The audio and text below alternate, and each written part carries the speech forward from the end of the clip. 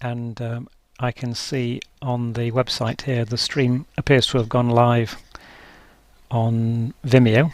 So we'll just pause until we get to the 4 o'clock. And I'm just doing another little quick check around here. Here we are at 4 o'clock. So thanks very much for, just in case anybody's listening into this first ever Sales Reset Daily Show. This is the very first time that we've tried this, and I'm delighted to be joined by Paul Cochrane from Vtec Solutions, who's very kindly agreed to be guinea pig for this first go.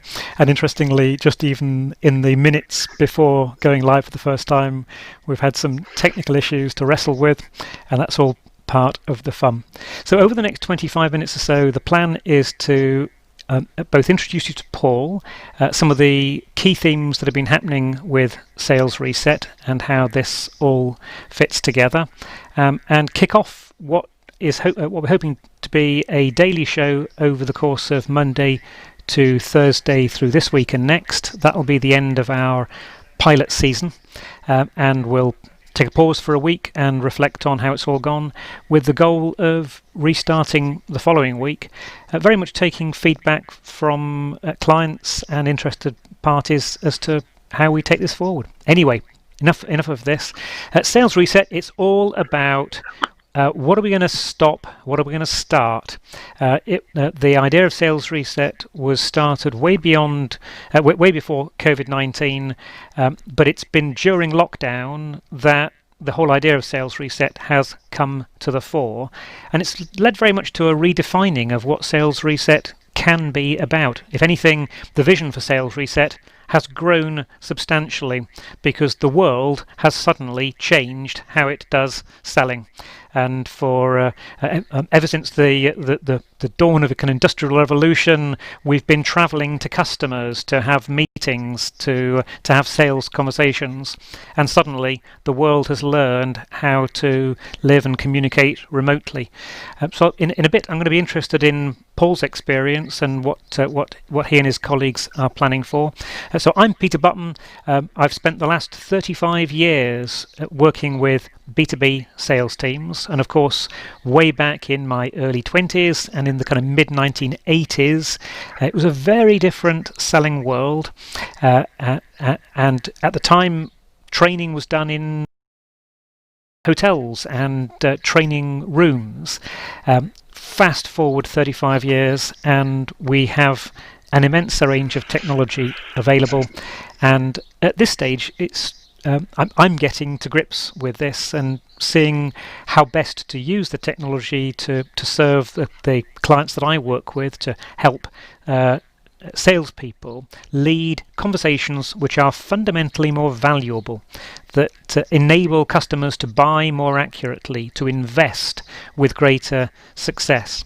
Anyway, enough of the history. Come back on that perhaps in future episodes. I came across Paul quite some years ago now, and if I may, I'm going to ask Paul in a moment to flesh out a bit more of the story about what he recalls of other. But in a nutshell, I had trained a chap who went on to become the sales director with TomTom Telematics, and I had trained him quite a bit earlier on in his career as he got the gig as director of sales for TomTom Telematics in the UK. He gave me a call and said, "It's Giles here, and we've got an opportunity to do things as well as we ever hoped. We need to talk." And it led to some years now of working with that organisation and team, and at the heart of that has been the work that I've done with Paul. So Paul, that's by way of introduction. Who are you? Who is Vtec Solutions?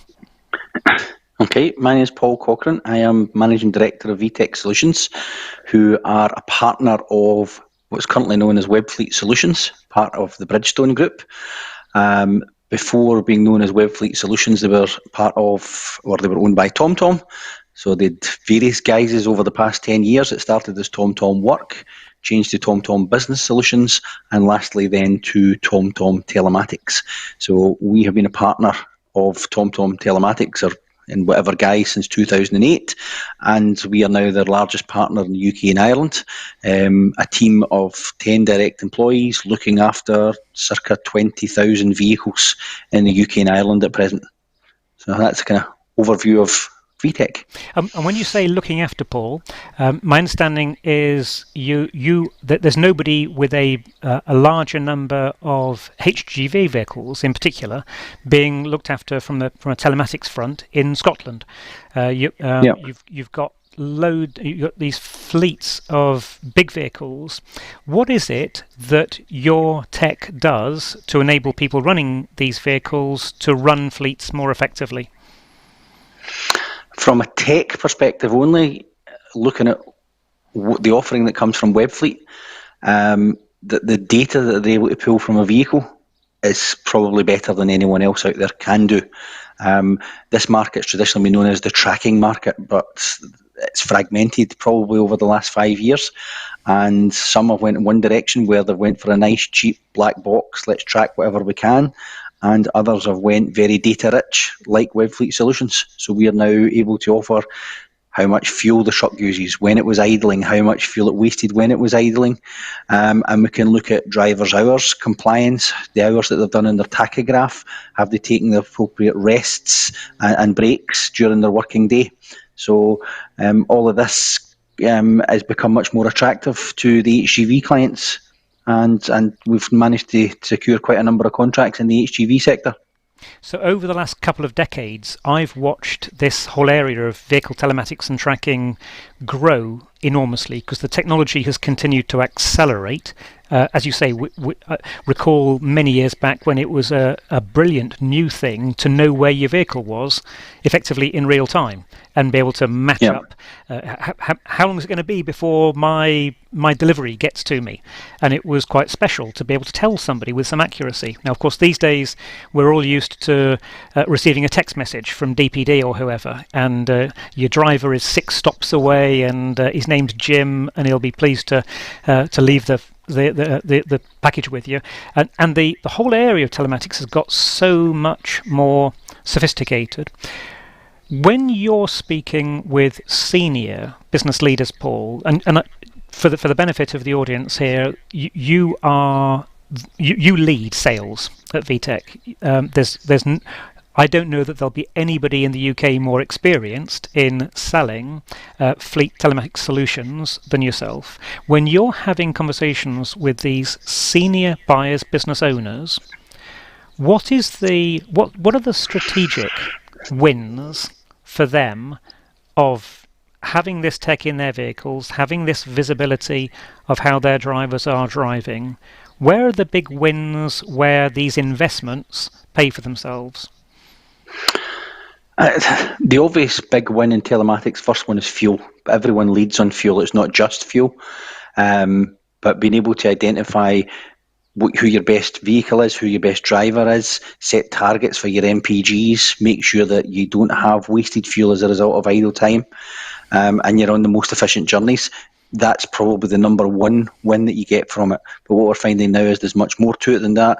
You're having connected solutions, so that the driver has to put his card into his tachograph every day for his driver's hours. That's now connected to Webfleet and displayed on the Webfleet portal for organisations to make sure that they are compliant, and it saves time that a transport manager doesn't have to go out and manually download that data onto a USB.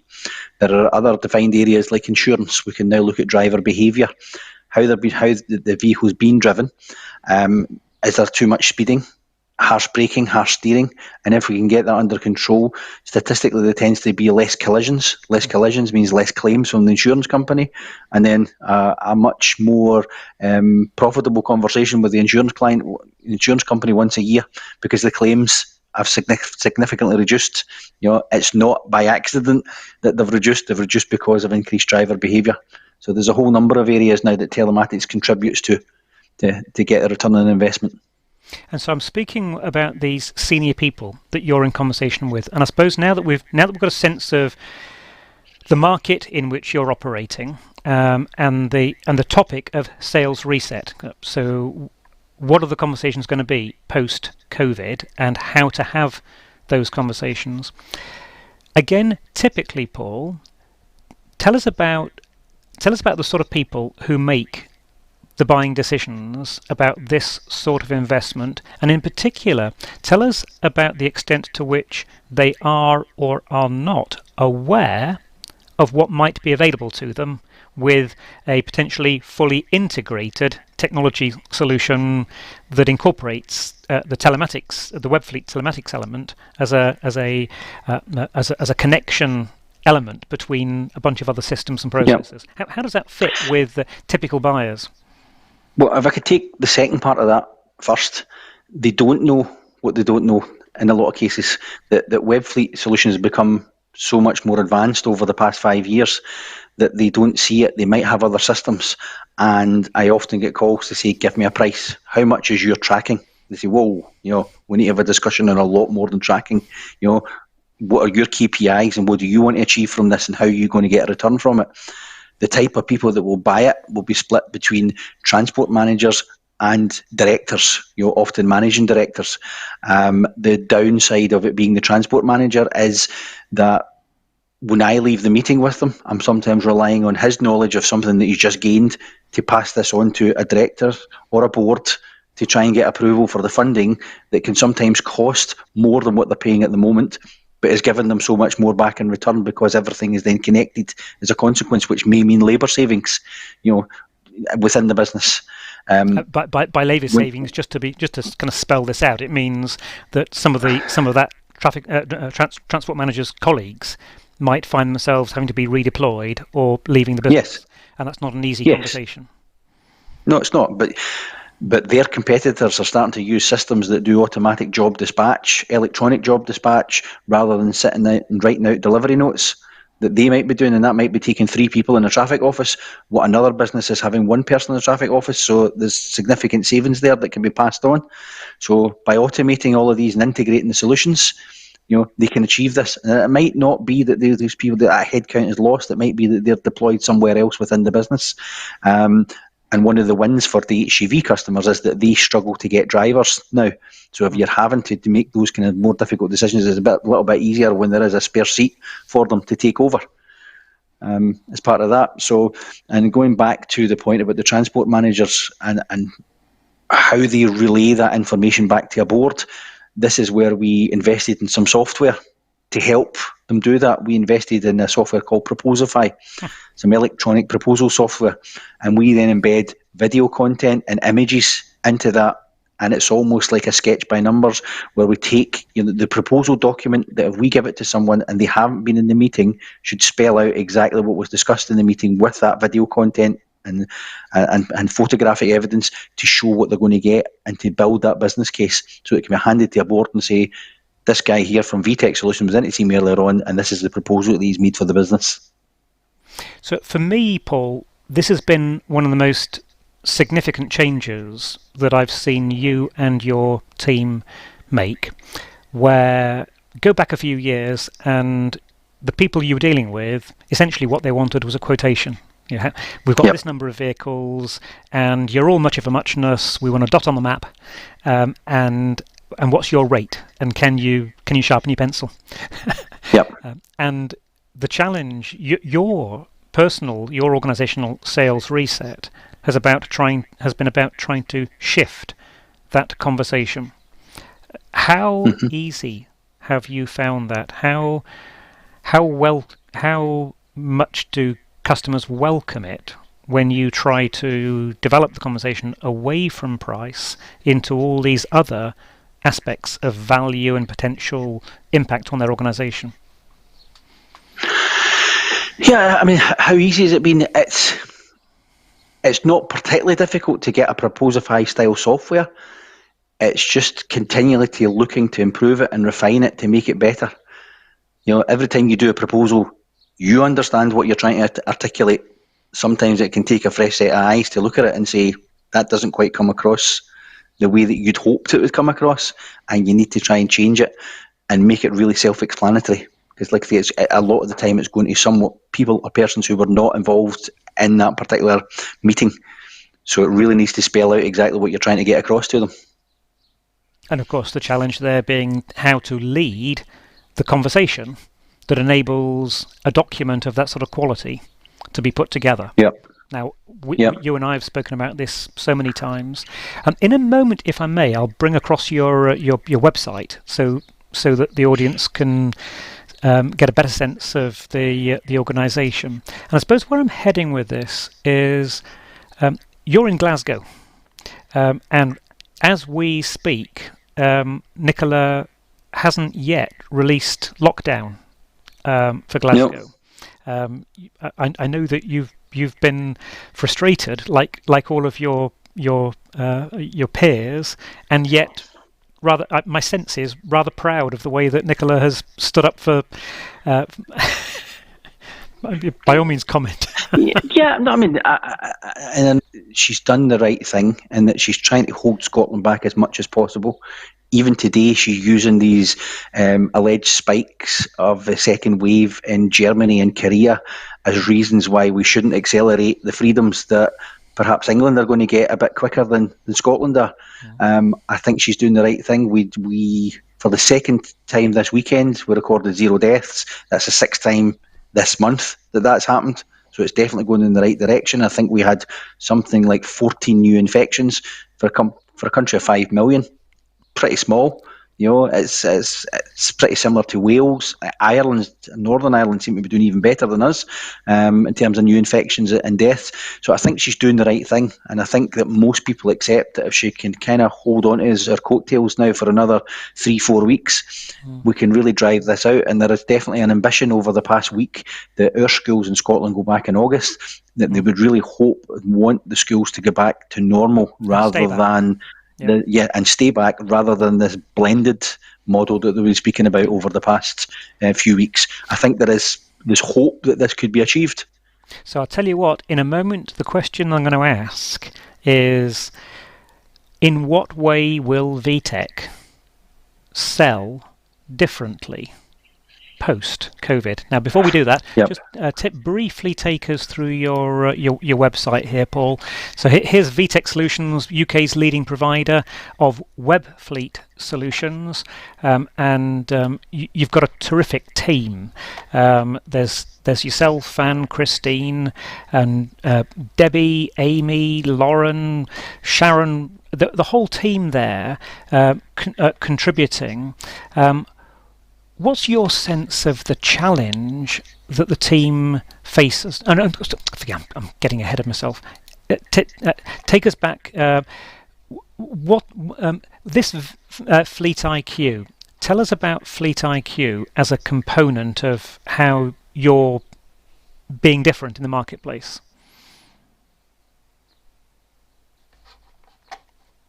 It's the kind of sale that we done, the traditional telematics sale. You may go and sign a client up for anything between 3 and 5 years. Now, we try not to sign them up for 5 years because technology moves at such a pace now. So on average, it's 3 years that we sign them up for. And they don't, traditionally someone would go in and sell it, and then they wouldn't see that person for 3 years again. And that person will go back looking to try and upgrade their equipment, and the answer would be, no, you're not getting an upgrade because I haven't seen you for 3 years. And I understand both viewpoints. The seller's viewpoint that you didn't pay for a managed service, so I don't come in every month for a cuppa and a chat. But I also understand the buyer's frustration in that we need a bit of our handheld. We need to know what new technologies on the marketplace. Help us use this to get that return on investment. So after much thought and different models, we looked at what we call Essentials, Professional and Enterprise. And if you hover over the solutions up at the top there, Peter, for me, you should be able to see that. Over at the right-hand side, you'll see the different packages that we've got, Essentials, Professional, Enterprise. Now, the idea of Essentials is, I am just a little building company. I've maybe got a need for 5 units. Sell me those units. Show me how to use it. That's really all I need. We will take it from here. The professional is then going to be our key accounts. So they want more than that. They want us to put together a proposal document that will say, this is how we actually manage to get the return on investment from this system. And an account manager will come in and visit us a minimum of once a quarter to make sure that we are following that. That we've put a proposal document together, i.e. together, and that both parties had input into it. This is what we're trying to achieve.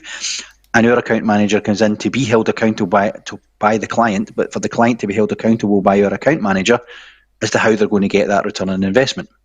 And then the enterprise version of that is that we are asked by insurance companies to go into a lot of different organisations whose insurance profile is not particularly clever, and we offer a full-scale consultancy service where we've built a business intelligence tool called Fleet IQ that pulls all the key data through onto our platform that we can then give that coaching to the client, and it's nice and easy to do because all the information is in one nice, easy place to manage. So that tries and gets us, and we right at the front end when we are having a new business development meeting, spell out the 3 different areas of essentials, professional and enterprise, and I'll say where I think they should be as a client and see where they think they should be as a client, and we'll agree which one it is and move forward on that basis so that everyone knows where they stand at the front end. And that way it saves them from saying, I haven't seen you for 12 months, Paul. Well, you said you wanted to be an essentials client, but if you would now like to be a professional client, we'll now assign you an account manager, and that account manager will come in and work with you a lot more closely. So it's just trying to get the right blend for each individual client. Some clients don't they feel as if they're being sold to, so they don't want a lot of attention. Just show me how to use it. But others want, a bit more professionalism attached to it. And as part of that, we use a little project management tool called Basecamp. A lot of people have probably heard of and used Basecamp in the past, but it's just a nice, simple little tool where we can go in and put to-dos, KPIs, and hill maps, as they call them, and we can track progress of how we are working with the client, what we've got to try and achieve going forward, and what we have achieved in the past. Thank you for the outline. I'm looking at your website here. Should I ask about the WTF? What's yes. that about? If you click on that, I promise you won't get any surprises. It's called Why Telematics Fails. It was through social media to try and be deliberately provocative and try and get people thinking, because I think they say the definition of madness is doing the same thing over and over but expecting a different result. So this was then us saying, well, why telematics failed in the past is because you bought it and you didn't use it. So if you're going to use it, here's all the tools to use it, and here's all the information that you would need at your fingertips, looking at leadership, looking at insurance, looking at strategies for using it. And if you scroll down, we've got a little thing on there called a risk register, and the risk register is for us to try and establish with the client the areas that we're going to work on first. So you can see there for each of those topics there, we've got a probability, an impact, and ultimately a score, and that then stacks them with the highest score at the top and what we would need to work on. So that might be director's liability, for example. The senior management are unaware of personal liabilities, so we need to make them aware of that people driving at any speed that they want throughout the country, having accidents, having a poor insurance profile, ultimately is going to lead to something arriving at the director's door. So we need to change that. We need to change the culture. We need to change the leadership, and then we work through how we're actually going to do it with them. And Paul, overall, you've been on a journey here. You are clearly immensely knowledgeable in your sector, and you are able to have these deep and meaningful conversations about all of these topics because of your experience. As we emerge out of coronavirus, what do you see as the key elements of how you and your team will achieve this sales reset, the new and better conversations that will enable you to bring all of this expertise to bear in client situations? As we head towards the end of this episode now, what would be your advice to our audience from your experience with these themes? Well, I think that the past 3 months have shown us that tools such as Microsoft Teams and Zoom can, in a lot of cases, just be as effective as meeting face-to-face. And I think as your account managers start getting back into their accounts, start moving again, and we start engaging fully with them, I would expect that we would perhaps have 4, 5 or 6 meetings a day on Zoom, or Microsoft. We generally use Microsoft Teams, rather than jump in the car and go and do maybe 1 or 2 per day and take out that travel cost. I think that the last 3 months has shown us that we've all got to have these type of calls through Teams, and we're able to do business, we're able to trade through it. So why not do it going forward? Why not that be the new normal? There are slight limitations to it. I touched on earlier that we speak to a lot of transport managers. The transport manager tends to be in a traffic office that has 4, 5, 6 people in it, drivers going through it and other personnel going through it regularly. They may not have access to a room to go into to have that call, but I'm hoping that becomes the exception rather than the rule, that we can do a lot of this on Teams. And during lockdown, these are the people who've been doing their quiz nights with the family, exactly, on Zoom and whatever. So the world. I don't know anyone who hasn't. Tools. Exactly. I don't know anyone who hasn't done something like that during the lockdown. So and the other little advantage that we have is that we can record the meeting as well. So if there's any dubiety over what was actually said and mentioned in the meeting, we've got recordings that we can actually go back and we can keep that on file, and it just ups that level of professionalism. I think that going back a stage, when we formed Vtec, I had come from a print background, and print is what we always called a Me Too business. We could all do the same thing. It just became a price fight. So when it came to Vtec, it was, I don't want this to be a Me Too business. I want this to be something that's just consistent improvement and continually trying to push it on. And I think that post-COVID, that's going to be a case of, right, we've now mastered team meetings, mastered Zoom meetings. Let's take this forward so that we can meet more people in less time and still keep up the same level of customer service. And I've got to say, Paul, my sense of the suite of tools that you've assembled, your use of Proposify and the sophisticated proposals, your use of Basecamp as a way to communicate with a whole range of people, the way that you've set up the offering on the website, all the elements around Fleet IQ, it's clear that you've absolutely got your head around all of this, and you'll exit these challenging times in good shape to have great conversations. Final thoughts for audience, if we're thinking in terms of sales reset and learning from recent experience, what final words of advice or comment for audience? I think that a sales meeting can sometimes be a bit the same as a job interview. You want to make sure that you're remembered. Part of the reason for WTF is that we're remembered. The guy who was in and gave us the WTF and gave us that shock moment for a bit. But probably more importantly is having a structure to what we do. The early days of telematics was going in, open up a laptop, and whoever had the nicest maps kind of won it. It wasn't very, it wasn't very product driven at the time. So this is now going in and saying, well, this is what we sell you, this is what you get from it, this is your return on investment. But when you come out the other end, we're going to use Basecamp to do the onboarding and installations, and then Basecamp to then do the account management with you going forward. Before you even get to that stage, you're going to get Proposify that's going to show you everything that you've got. There's nothing worse, and it's probably happened to all of us in the past when a customer went, I thought I was getting something different. Proposify puts down exactly what you discussed and exactly what you've offered as a proposition. So it just gives you that level of professionalism of what you're going to get, and then it's then up to you as a business to manage that going forward in your account management processes. And if you do that properly, they stay with you. Super. Really good thoughts. Paul, thanks once again for taking the time to share the experience, and thanks for being guinea pig on episode 1 of Sales Reset Daily Show. So that's all for today. We've got an interesting discussion lined up for tomorrow with Philip Caulfield from Learning Tree International. Very different business, selling training programs all over the world. Huge impact of COVID on that business, from running their own training centre in Euston in London and around the world, and suddenly everything is virtual. Some real challenges, but a great sales team pulling through very strongly. Looking forward to learning more about that from Philip yesterday. In the meantime, Paul, thanks very much, and cheers everybody. We'll see you tomorrow. Bye now. Thank you.